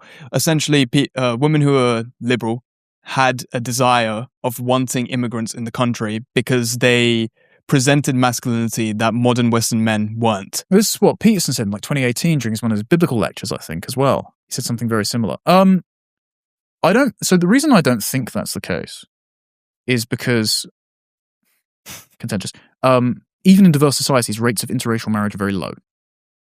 What I think instead, and I'm going to pilfer this from my friend Carl Benjamin, is that it's essentially a civilizational shit test. Okay. I'm going to use this to provoke you, and I want you to set this boundary. And if you don't rise to the challenge, then you're failing the shit test. So all of these, many of these young women vocal activists for the Green Party are like, oh, I'm so offended, or, oh, no, refugees welcome, or, oh, we can't have fascism on the streets, or I'm going to wear the handmaid's tale, which is basically a fetish. And it's like, oh, that's wonderful. If you rise to that and argue with them as if they're your sort of crazy ex-girlfriend, then it's a bit like, wrestling with a pig. That you're both rolling around in mud, except the pig enjoys it and you don't. Instead, you just have to be like, no, we're not doing that. No.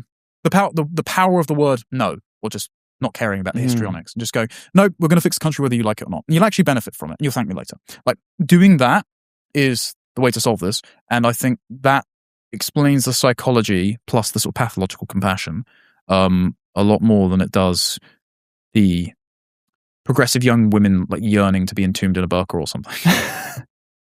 I want to touch back into minimum wage. You mentioned it just a little. I wanted to ask the question, if we take that into place, don't you think it would make it easier for corporations to exploit people for paying them less for work that should be paid more because there are no other jobs available in that area? That's only if you don't have that's only if you do have a surplus population of labor. At the moment, we're in a buyer's market for labor rather than a seller's market. So the buyers obviously lobby the government to ensure that you've got a surplus population that can drive down labor costs to the lowest possible. If you did have fewer people that were willing to work these jobs, and also you had incentives to automate certain jobs, I mean, I'm a little bit of a Luddite. I must admit, sort of sentimental ludder. Have you been watching Clarkson's Farm? No. Right, latest season.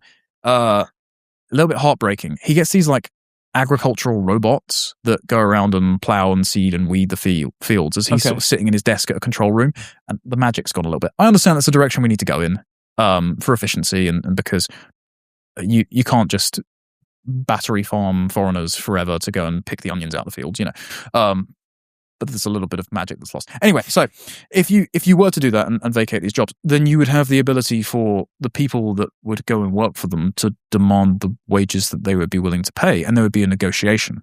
But if there is a surplus supply of labour, and there are, of course, active incentives to hire said people, otherwise you face some sort of malicious equalities lawsuit thanks to the Equality Act, the Companies Act, then you're always on the losing end of the negotiation with that large corporation. Look, I don't know the exact employment law that we would need to work out, but I will say that the minimum wage has destroyed entry level opportunities, and if you did get rid of it, it would be a lot easier to hire those teenagers for Saturday jobs and they get their start in life. Is that the reason we're seeing graduate roles?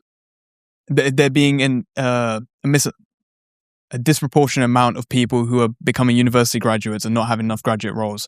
Is that because of the minimum wage, or? No. So I wouldn't say it's because of the minimum wage, because obviously graduate salaries are slightly different expectations. I would say there's a few things with that. Of course, there are. So if you're a young white guy, I mean, basically getting a job out of university is almost impossible, and that's because there are lots of like diversity graduate schemes, and pretty much every company was for a while the beneficiary of certain subsidies to only. If they met their ESG requirements, if they hired enough, people that ticked diversity boxes, they would get subsidies from these hedge fund companies that back pensions. There's less of that going on, but there's still the legislation which demands that you have to meet certain identity quotas, otherwise you just to interject there about the diversity quotas. Is it that they're taking in people who are just immigrants into the country, like illegal immigrants, for example, or not illegals? I mean, so with the gig economy, you don't have to vet for legality. But loads of the jobs. So I think it was, 74% of the jobs created between the 2008 financial crash and 2024 went to first generation immigrants, legal immigrants. So lots of the jobs being created are just being filled from overseas. Apparently, today it's just got announced that the Treasury is willing to subsidize using taxpayers' money the visa costs for companies hiring directly from abroad. So, we are paying taxes so that we can't get jobs. You can thank Boris Johnson for that, by the way. He repealed a Gordon Brown-era law that required British firms to advertise in Britain first, and when they couldn't fill the position, only then could they advertise abroad. Yeah. So, yeah, exactly. Makes perfect sense. Yeah. Instead, Boris Johnson wanted the Financial Times to like him again and wanted to engage in what's been dubbed human quantitative easing, basically growing the population to soak up inflation and artificially inflate GDP so you could borrow more money so that the economy didn't go bust. So anyway, rewinding. So the reason we don't have graduate jobs as well is because far too many people are going to university. Because there was an arbitrary target invented by Tony Blair and put on steroids by the Conservatives that 50% of the population should go to university. Now, 50% of the population aren't cut out for university. That doesn't mean they're stupid. It just means that not every job requires a university degree, and many of these degrees are useless. I would know I studied English. Right? Mm-hmm. I've known plenty of plumbers, sparkies, tradespeople, and I used to work in bricklaying with my granddad and doing landscape gardening. I actually much preferred that job than this, but duty calls. Who are much more intelligent and far more practical, and who I'd far more trust in a zombie apocalypse than the university grad. But lots of these jobs are make work jobs that are being eliminated by AI increasingly, but also the demand for degrees, or the supply for degrees outstrips the demand for graduate jobs. Mm-hmm. And so currently the universities are in a bubble where they're propped up by unsustainable levels of debt, a student loan system that doesn't work. That's another reason, by the way, why the Greens are surging, because no party's talking about the extortionate amount of interest on a student loan. Yep. I'm never going to pay mine back. Never going to be able to. I'm just going to keep paying it off until I hit 50 and then it's written off. Oh yeah, that sounds sustainable. Brilliant. We just amass this massive amount of debt and then we decide at an arbitrary age, we're just going to write that off. That'll have no negative repercussions.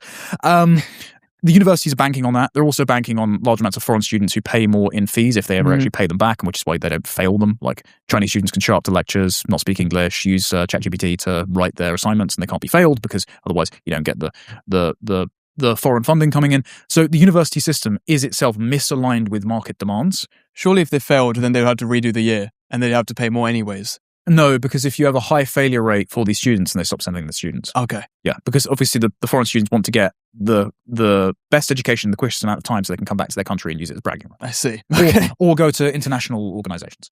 And so if you allow the university bubble to pop, they will be realigned with market demand for graduate jobs. And that doesn't mean that people will be any worth less by not going to university. It just means that certain jobs won't require a university degree anymore, and we'll just go back to the kind of economy we had when we were essentially a world-spanning power. I mean, if we're looking at the numbers, though, I think it was 1.1 million university graduates to about 14,000 jobs, maybe less than 10,000 now, I think Bloomberg reported. That doesn't sound like enough jobs, even if we ended up solving the problem amount of people going to university. So what would the solution be? Are we supposed to create more jobs? But then from the sounds of AI, it seems like more jobs are getting taken away. Yeah. This is the dilemma people are in. I haven't seen the Bloomberg stats, so I don't know what they define as a graduate job. But just taking that as a given, well, again, this is my point about far too many people going to university and not actually learning anything that is applicable to the market.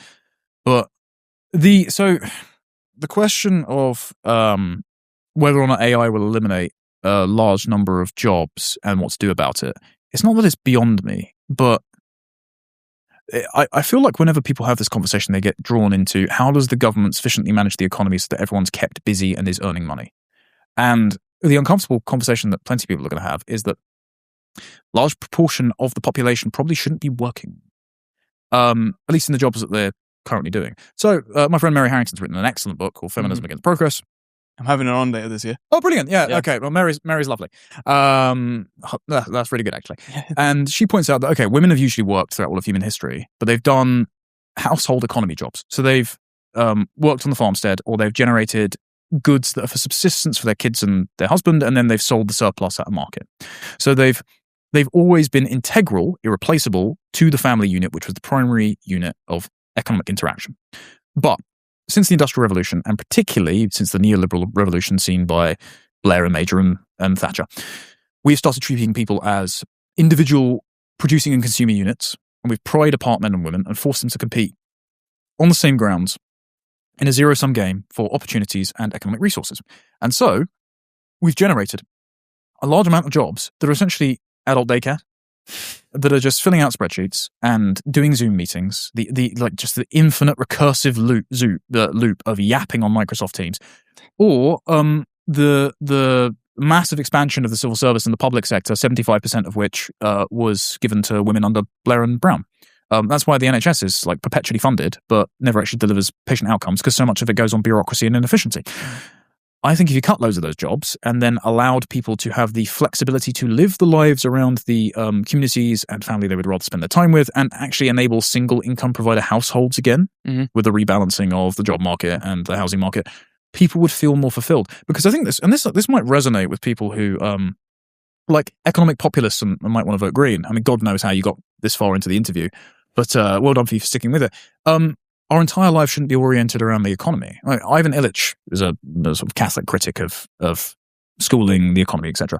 Came up with this term called shadow work, and it's essentially being like the Sigma male grind set, where all of your work is all of your personal life is itemized as if it were work. So you listen to your Andrew Huberman podcast, you get up at exactly 5 a.m., you spend 15 minutes looking at the sun, you go to your sauna, you're drinking your electrolytes, you get in your air-conditioned car, you go to work, you come back, you go to the gym, and then you get enough sleep to maximally recuperate in order to be maximally productive the next day. And so the entire day is a wake sleep cycle of ensuring you are the most productive widget in the system. And when you have to weigh up other things that can't be accounted for on a spreadsheet, like, okay, when do I take time out of the economy to have kids? You start thinking, I can't afford kids.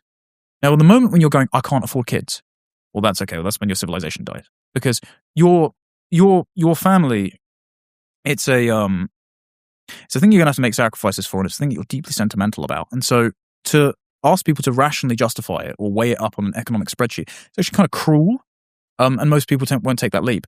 And so if we were to get back to a place where we thought of ourselves as irreplaceable units of a household again, and our entire life wasn't oriented around generating enough GDP so that the state can keep justifying unsustainable levels of borrowing to pay for boomer pensions and cruises, then I think we'd all be a lot happier. Wouldn't you argue that dealing with the economic realities is what allows us to have that meaning and that family in our life? Say, for example, if I cannot afford a house as someone who's young and in Gen Z, I don't have that much of a urge to have kids because I haven't got the money. I haven't got the shelter to raise them in. Have you heard of the term dinks?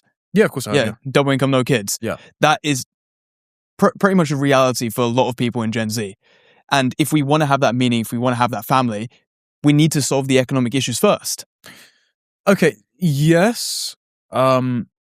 It's a lot harder to have kids when you don't have your own home. I mean, that being said, not to do the, I know a tall dwarf exception thing. Both sets of my grandparents, they either lived with their parents or in squalid little flat shares for many years, and they had multiple kids, and I buried two of them recently, and their funerals were packed, and it was all full of loving memories. So they saw through economic hardship and privation and still managed to have loving families. But look, yes, okay. You need to solve the housing problem. See previous answer as to why. I mean, it's a demand problem, not a supply problem. And even if it weren't a supply problem, why should we concrete over the countryside to build battery farms with no gardens for infinite numbers of people who just want to live here? Yeah, this tends to be the people who I've talked to on the left. Their point, build more council houses. Okay, great. One, council houses aren't very well treated. Two, I mean, about 50%, more than 50% of council houses in the capital city go to either first-generation immigrants or descendants of immigrants. Mm-hmm. So we already know the people that are occupying these council houses. They're people who don't actually need to be here in the council houses. And thirdly, they're just ugly. I mean, like, who wants to live in Lewisham? Yeah. It's a shit. I'm sorry, I keep bashing Lewisham. It's deserved. But also, you can't just reduce human motivations down to a purely material calculation, because I would rather eat gruel in the dark than ensure my children became a minority in their own country. And currently, the economic arguments are what's driving that demographic change.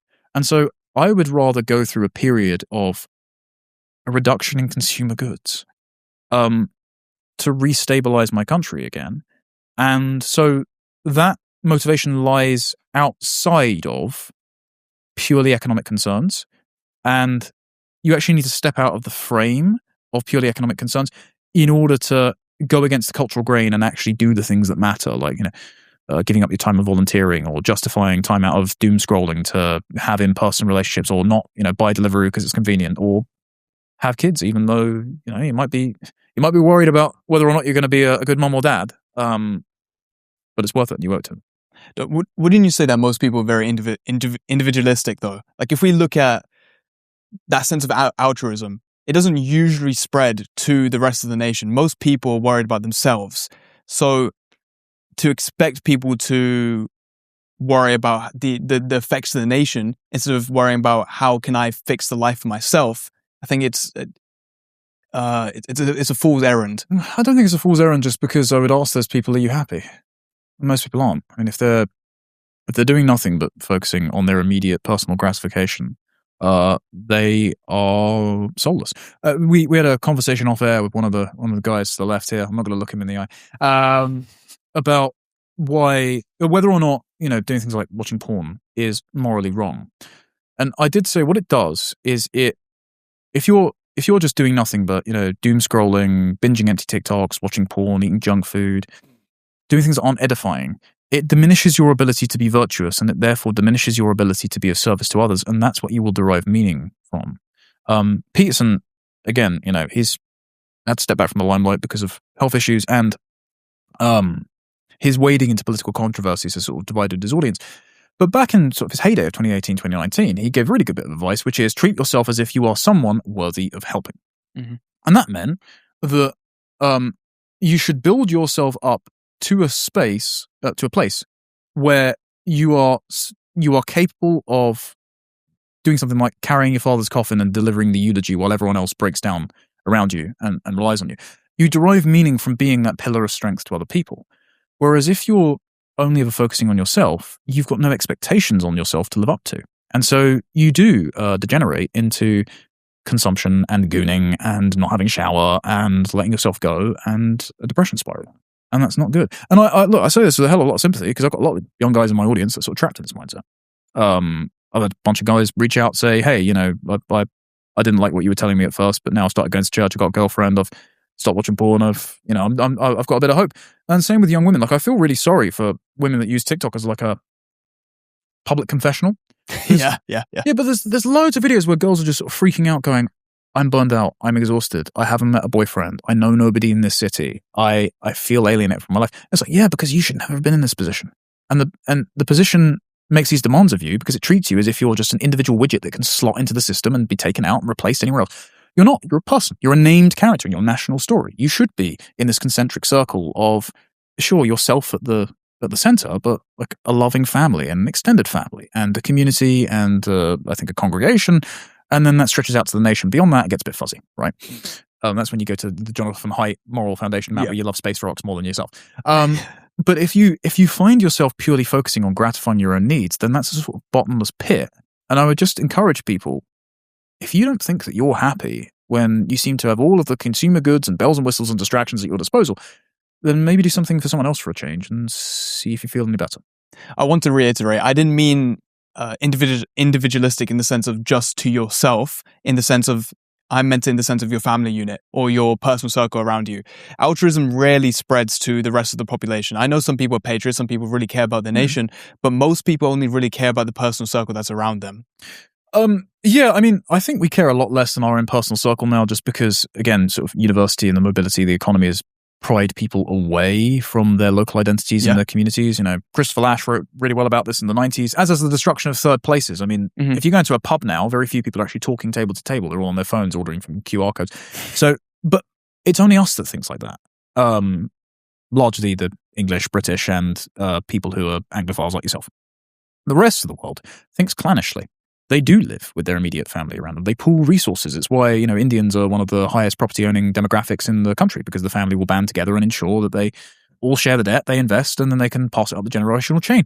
It's why, as revealed with the killing of Henry Novak or the Pakistani rape gangs, they will lie, cheat, and steal to ensure that they don't lose Izzat, that they don't face individual consequences for their actions, because they see their social standing as a collective good.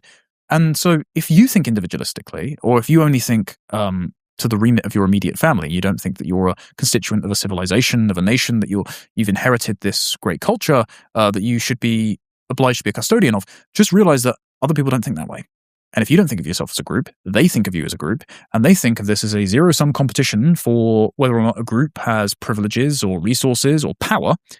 And even if you think that we're all just individuals, they think that you are a group that puts their group at a disadvantage, and they will treat you as such, whether or not you like it. To go back to your point about the woman who was saying they can't find a partner, for example, Gen Z, the genders are more divided than they've ever been. Yeah.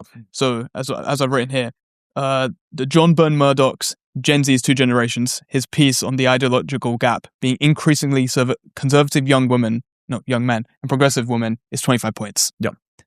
So how do we solve this divide between Gen Z's genders? Yeah, the numbers are even worse from New Statesman recently with Scarlett Maguire's piece, which is the majority of young women are hostile or indifferent to young men, whereas young men are positively disposed towards young women. Ugh. Okay, so sure, there are certain political levers that you can pull to improve the economy and try and restore a sense of national belonging that can make people more inclined to show one another moral consideration and slot into roles in society that provide them with meaning they don't have to rationally justify. Because most people just live by habits, right? Most people aren't sort of sitting there interrogating, John Byrne Murdoch's pieces in the Financial Times, and that doesn't make them any less deserving of joy and meaning.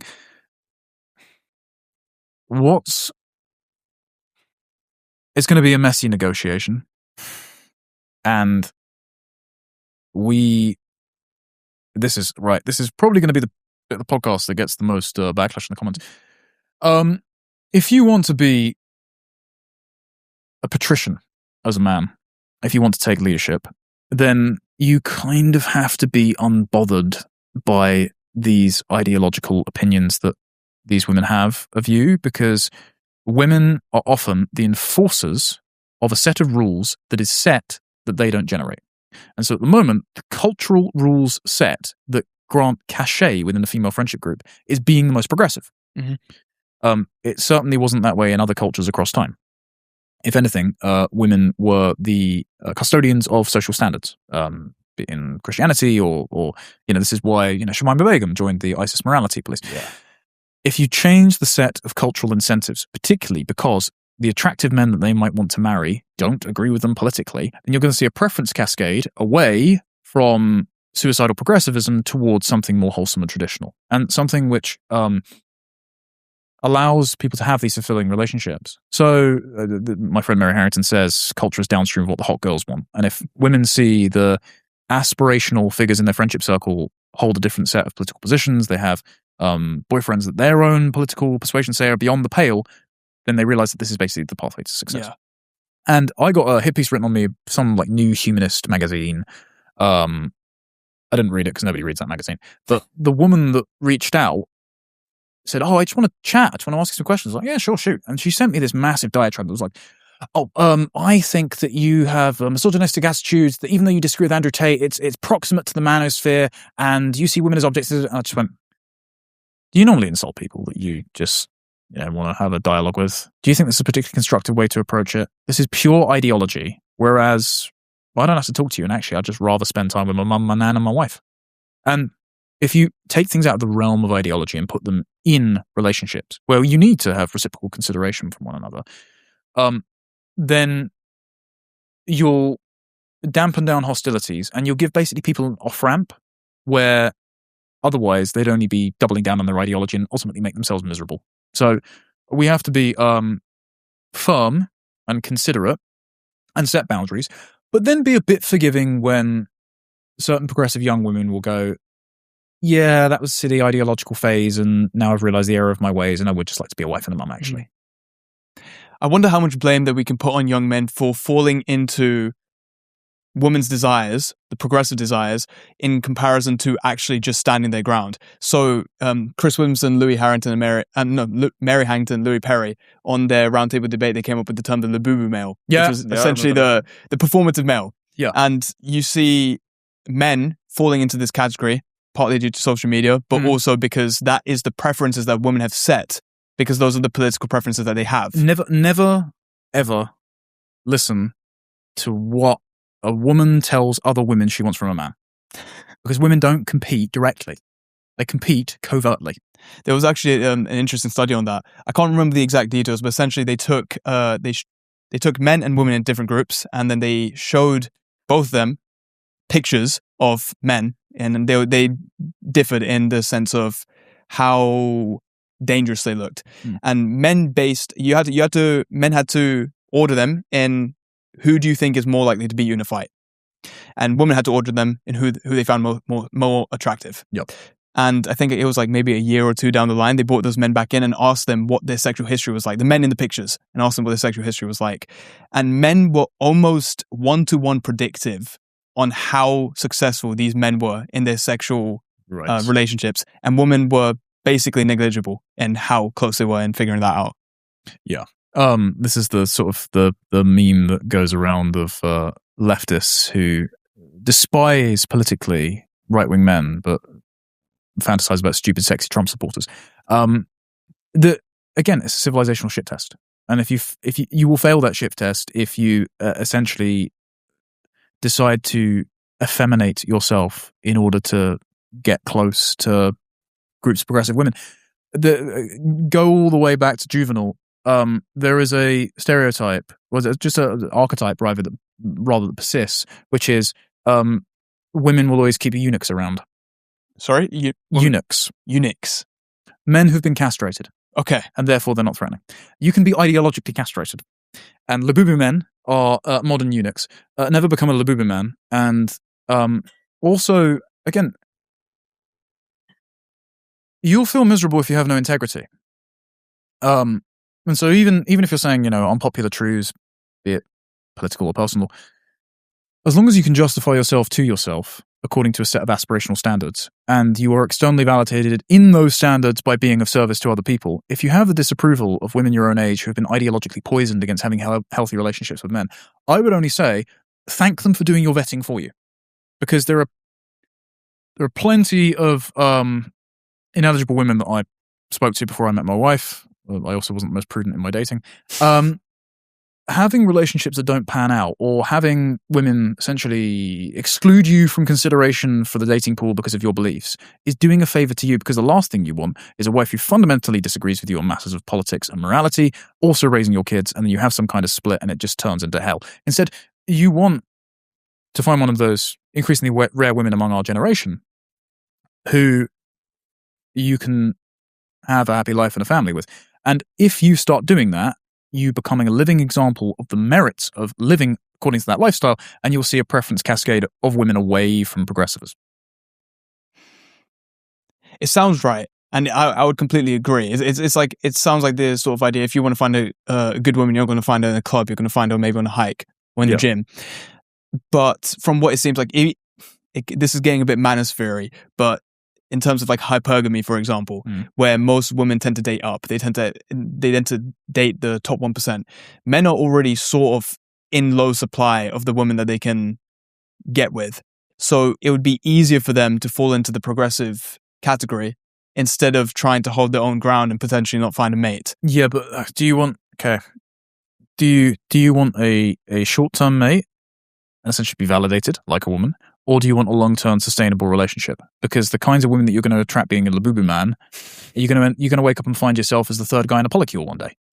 So if that's not the life you want to live, don't contort yourself into shapes and trying to meet other people's expectations. Set the expectations, and then a good woman will appreciate the boundaries that you set and fulfill and enforce the rules within that boundary.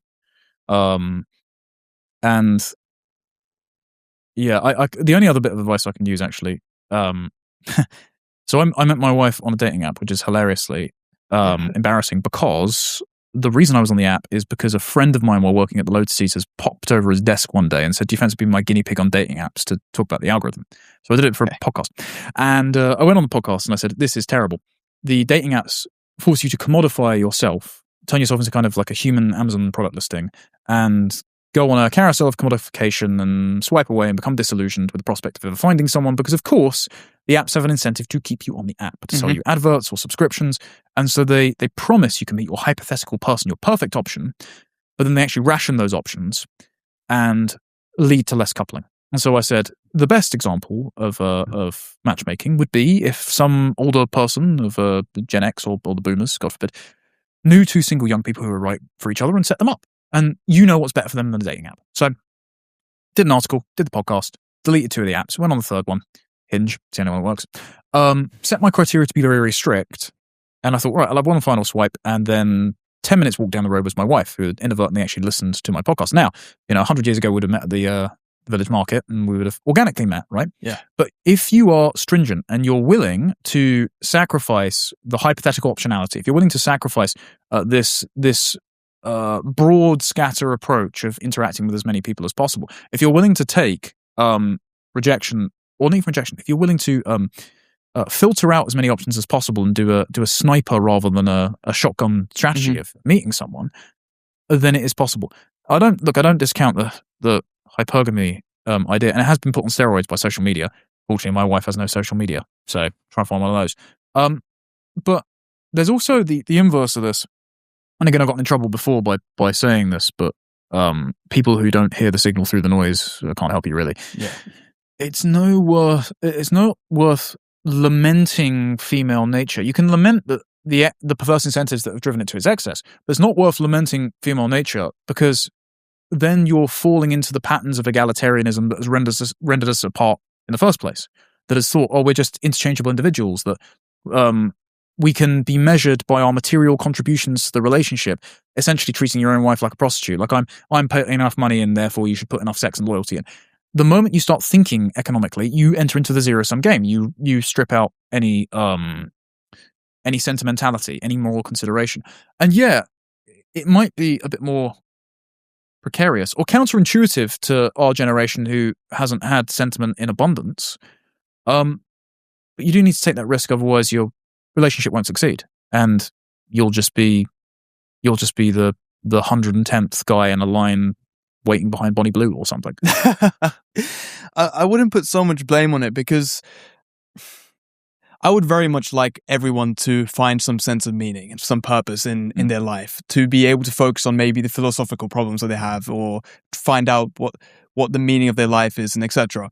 But if we think about it in the sense of like Maslow's hierarchy of needs, if we haven't sorted out food, shelter, the basics of humanity, we have no reason to be able to talk about these philosophical questions, because the basics aren't set and ready for us. Yeah, most people don't think in philosophical abstractions. So what needs to happen is that the people that can, and often do, should set the cultural parameters in which people can kind of unthinkingly have a good life. Like, the way that you find meaning isn't, cracking the problem of female hypergamy on podcasts. Not that they aren't entertaining, but there are plenty of people that don't engage in these discussions who are capable, and in the past especially, of having meaningful lives because they build beautiful gardens, or they build great brick walls, or they're fire marshals at their church or something. And the people that are capable of engaging in these philosophical discussions need to set the guardrails that enable those people to have a good life without participating in politics, because for some people, politics is a curse. Yeah. And God bless them. They have the best of intentions, but they're not very good at it. I wish I wasn't in this game either. I would quite like to go back to gardening, but I don't think the problems are going to be solved. So I don't even think that the Maslow hierarchy of needs is everyone ascends it up to the point of self-actualization, because many people just don't think that way. And I think it would be expecting too much of them, or trying to put an undue burden on them if you try to force them to. Instead, all we can do as, let's say, patricians is try and build a country that allows them to have a good and quiet life with the bare necessities of a house, a wife or husband, kids, people that they bump into in the street and speak the same language as, and basically understand how they think and they can make friends with, and to allow to see their grandchildren come into the world, to be laid to rest in the family plot, and for that cycle to continue. And if we don't allow that, then we risk the discontinuation of everything that we find beautiful about that. I want to tap into fertility rates, but I want to add something real quick. I haven't got that long, by the way, because we've been going for like 2 hours, haven't we? Really? Yeah. Oh, it's like 5:05. Okay, we'll just tap into the important stuff then. Fertility rates. Yep. Recently, India's fertility rate has actually dropped below replacement. It's gone down to about 1.8. And if we look at UK, it's dropped to 1.41. Is it less now? There's a disparity between the migrant birth rate that's propping that up and the native British birth rate. The native British birth rate is lower than the 1.41. So there's a bit of disparity between the British birth rate and people giving birth in Britain. Unbelievable. But it's been the lowest since 1938. Some of the stuff we've talked about have been the people we should hold to blame, or not people, things we should hold to blame for the fertility rates. Yep. What are some of the big buck things we can do to try solve the fertility problem? Okay, so let's say we press the fix everything button and remigration happens. And let's say we've adjusted the housing crisis and we've created more job opportunities, the ability to have single income homes again. There's still going to be a cultural issue where we don't value life in and of itself, and we still think individualistically and economically. We've got to weigh up having kids against our own financial situation. There's no legislative fix for that cultural change. That's something I've been wrestling with. How do you rebuild from first principles an appreciation for family and life when it will detract from your ability to be distracted by bread and circuses? Mm-hmm. And one of the things that I think will accidentally cause that, it's quite a morbid thing to consider, but it's that we have had an unprecedented number of people across generations alive at the same time for human history. Like, a life expectancy is really high now. Mm-hmm. And in the past, I think Louise Perry made a passing comment that made me think about this, but in the past, the death of your parents or grandparents would sort of prompt you to replenish the next generation. And because we don't have that reminder, because we're living far apart from our families because of economic and education circumstances, but because we're not living around our families, we don't have that reminder of the passage of time and our membership in a generational chain, and we move up a place in the chain when our elders pass along. There's no subconscious prompting for us to replenish that generation. And I only say that it comes into mind because we found out my wife was pregnant just after my grandmother died. My grandfather died November of last year, and then she wasn't very well, and without him around to help her, deteriorated. But they're together, so that's nice. And we were gutted that they couldn't meet their great grandkids. My surviving grandparents can, but we were gutted they can't meet them. But it was the movement of my dad into the automatic grandfatherly role by succeeding his father as the senior male in the family that made me conscious of, I'm basically in my dad's position as when he was my age, and he already had kids by my age. And I don't see why my wife and I don't just leave ourselves open to trying, and then, hey presto, I guess me not drinking tap water works. But I think it's that we aren't conscious of ourselves as members of families. We aren't conscious of ourselves as people who have obligations beyond ourselves, just working and consuming and ordering delivery. And I don't know if there's a political fix for that, but I do think that as our grandparents start to pass from this world, and of course the property market frees up, and a certain way of politics will be dying out because the people that are so close to the inciting incident of the Second World War, which means you can't get to have a country anymore, as I said earlier, pass away. So all those taboos will be broken. I think also a recognition that the Zoomers especially need to grow up a bit and do our best to come into our own despite not being shown how. That will fall on us, and we'll make a mess of it. I'm sure, I won't do everything right as a dad. I got so annoyed I kicked my washing basket the other day. I don't know why I did that. You just do stupid things. But that position of responsibility will fall on us, and we'll have to be forgiving enough with one another to fulfill it. Though I think the millennials might be a write-off. I don't want to hold you for any longer. Colin Tomlinson, thank you for being on the show. Pleasure, sir. Where can people go to see what else you're going to do? Okay, I'm just under my own name on YouTube and Substack. It's just Colin Tomlinson. I tweet on X at Colin_Tomlinson. And I'm occasionally on the Lotus Eaters again these days because I miss the lads down in Swindon. So you can find me on there. Colin Tomlinson, ladies and gentlemen.